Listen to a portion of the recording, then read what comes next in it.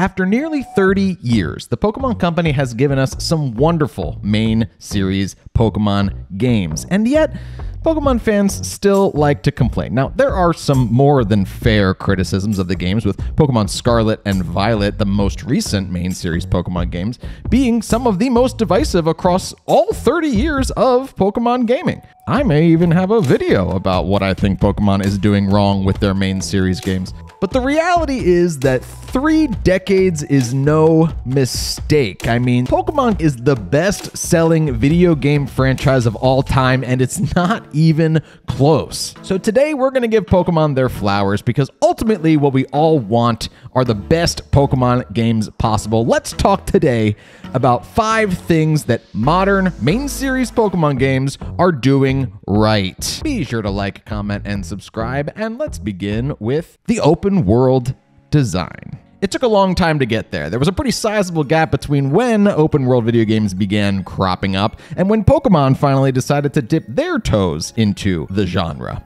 We got teased with Sword and Shield, the first game on the Switch, with the Wild Area and its 2 DLC, which were sort of open world areas of a game that was still not an open world game fully. Similarly, we got that with Legends Arceus, with much bigger areas that we could explore, but it was still sort of sectioned off. It wasn't until Pokemon Scarlet and Violet in which we really were able to feel what it would be like to run around the world in any direction we wanted to and throw Pokeballs at Pokemon just like we all imagined in the 90s when we were 5 years old.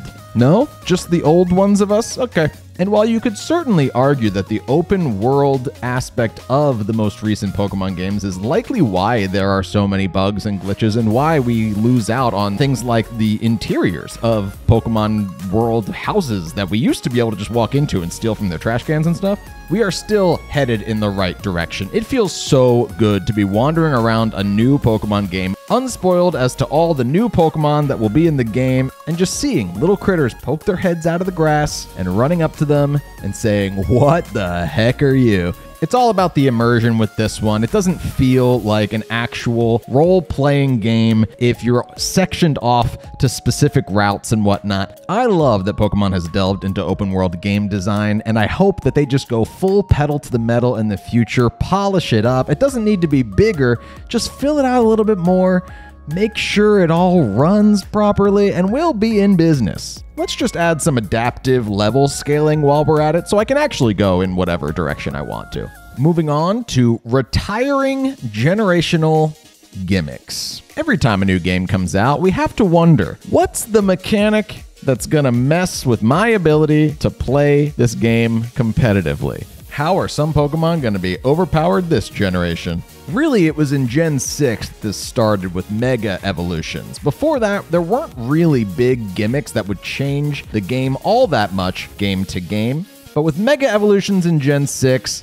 Z-Moves in Gen 7, Dynamax in Gen 8, and Terastallization in Gen 9, each of these generations has felt completely distinct from one another. Here's where Pokemon slipped up. Once upon a time, in Gen 7, they had overlapping Z-moves and Mega Evolutions. This resulted in what felt like an impossible competitive scene. There were so many things that could just all of a sudden one-shot your Pokemon, and it made it a real guessing game, especially because at that time, there was not open team sheet. It was like 2 bazookas pointing at each other. Whoever could load it first would win the match. Pokemon seems to have learned their lesson, and after Gen 7, they retired both Mega Evolution and Z-moves and brought us into a Dynamax format where there would be no other generational gimmicks to overlap with Dynamax. This is probably a very good thing, as Dynamax is considered one of the most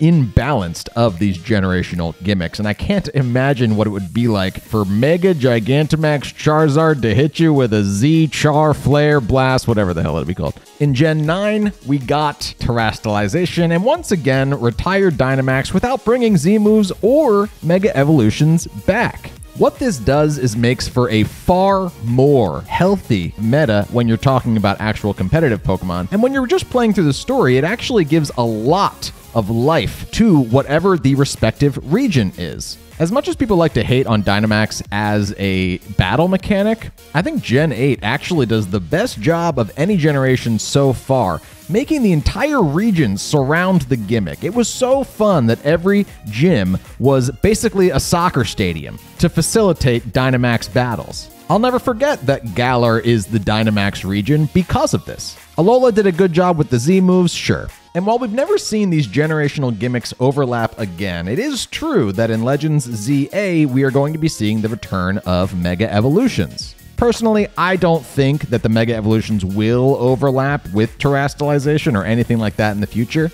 It's very likely that Mega Evolutions are part of Legends ZA, but don't then advance to Generation 10. And I think it's in all of our best interest if that's the case. People who are massive fans of a generational gimmick can get really excited whenever their respective generation's remake eventually comes out. Moving on to new forms of old Pokemon. Whether it's Mega Evolutions, regional variants, convergent species, or paradox Pokemon, I love me some weird new versions of my favorite old guys. And I think everybody feels this way. I mean, maybe you have specific opinions on like why do they have so many Meowths and why do they favorite some Pokemon over others, and really you went that way with that design? But every Pokemon fan agrees. This is such a fun way to get new generations of Pokemon fans interested in those old Pokemon designs. And let's not forget, there's nothing more fun than having a favorite Pokemon who's maybe not very competitively viable suddenly being thrust into the spotlight because it got some new paradox form or something that still has the essence of that original design. That suddenly makes it amazing. Everybody loves Raikou, but Raging Bolt is no doubt better competitively than Raikou ever was. And I'm not sure who loved Hariyama, but we got Iron Hands now, so many more people do enjoy that family of Pokemon. And it seems like Pokemon knew they were onto something good when they started revealing some of those Mega Evolutions back in the lead up to Gen 6. I never thought there would be a different kind of Blastoise, and now there is, and it's so cool and we like it. I never thought there would be a different kind of Gyarados. Look at all of these cool old Pokemon that have new relevance. To find a new way to balance that with regional variants so that it's not like this Pokemon is necessarily way better than the old version and it's just sort of different in maybe similarly good ways, it was just a really good idea that I think they've been pulling off really, really well over the years. And now let's talk about $30 DLCs being a way better decision than an entire third $60 game. There's always going to be the argument that we shouldn't have to pay for all of the quality of life improvements that come with whatever the third installment of a Pokemon game, be it a whole new game or a DLC. But you have to agree. Buying a $30 DLC is such a better, more consumer-friendly practice than having to buy an entirely new $60 game that really just changed a couple of story elements in what might be much better ways, but in ways that you wish were just a part of that original game. Maybe a new Pokemon or two, and then like, oh great, now I can use new TMs, and now I can actually have a way to catch certain legendary Pokemon. Looking back, it's kind of hard to believe that we ever really stood for this. I feel like we're all sort of numb to the fact that every time Pokemon releases a new game, they release two games that are so slightly different. I mean, it really just comes down to which Pokemon are in the Pokedex of that game. And then they sell the game twice. For them to get away with also selling a third version of that game for so long, every time a new release came out, is a little insane. Now, everybody cites a lot of these third games as their favorite games, but like I said, it's oftentimes because you wish that Ruby and Sapphire were all just Emerald version. You wish that Diamond and Pearl were all just Platinum version. These third games feel like when they actually get it right, and it can sometimes kind of feel like, are you just holding back elements of the initial design process so that you can drive it home and make us buy that third game? The last straw was in Generation 7 when they gave us Ultra Sun and Ultra Moon. This wasn't even a third game. This was a third and fourth version of Generation 7 games. They sold 4 of the same game. And I know it's not the same exact game, but This Venn diagram is so close to just being a perfect circle. So when the Switch generation of games revealed that they would be doing DLC instead of an entire game and actually expanding upon the original story instead of just overwriting it with maybe better design and more legendary Pokemon, for the most part, fans rejoiced. And while I would generally consider Pokemon a company that doesn't mind squeezing its fan base for every hard-earned dollar they have, the switch to DLC was an awesome practice, and I have to say, gotta give Pokemon props for that. And finally, controversially, I want to talk about how much I like the Dex cut. Now, this was not something that I was overly excited about when it was announced. Leading into Gen 8, Pokemon stated that this would be the first generation in which not every Pokemon would be obtainable in the game. And while they cited technical reasons, I think that a lot of Pokemon fans, I know that a lot of Pokemon fans were very upset about this. I understand technical limitations. I understand how much effort probably would go into having to update every single model for what is now over 1,000 Pokemon. But here's the element of the Dex cut that I was not anticipating. From a competitive standpoint, having less Pokemon means that certain Pokemon can finally shine. It has been incredibly fun and interesting to see what people come up with when they don't have all the pieces on the board every generation. For example, before the likes of Tornadus and Whimsicott were introduced to Scarlet and Violet, people pulled Murkrow out of nowhere and were using Prankster Tailwind Murkrow as a way of supplying their team with speed control. You would never see interesting strategies like this if they had every Pokemon in the game from the beginning. We can also talk about the fact that Scarlet and Violet released without the likes of Rillaboom or Incineroar,